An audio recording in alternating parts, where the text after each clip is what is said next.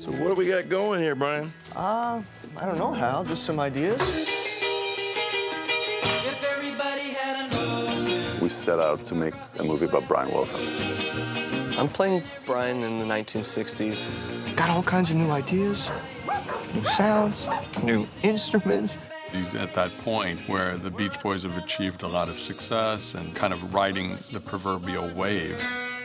And then he sort of went into the ashes and burned out. I play the period in his life when he's coming out of the ashes. So it was a more painful period, but it was also a time when he fell in love with Linda, his wife. Are you having fun? Having so much fun. I love being with you. By not following the linear narrative, it's really freed us up to tell different parts of the story. I'm worried about you, brother. I was more interested in getting into the human aspects of it, parts of it that we can relate to. They chose what I think are maybe the two most interesting points in his life. I thought it was a very smart conceit because you can't possibly capture anybody's life in one film.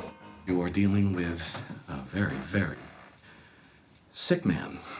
You really do not need to be alarmed because I have it under control. I am the control, so to speak. I may not always love This is not an experimental film, but it definitely has a slightly experimental approach to how to mix those two eras in his life into a coherent story. It was really more about having the essence of who Brian was.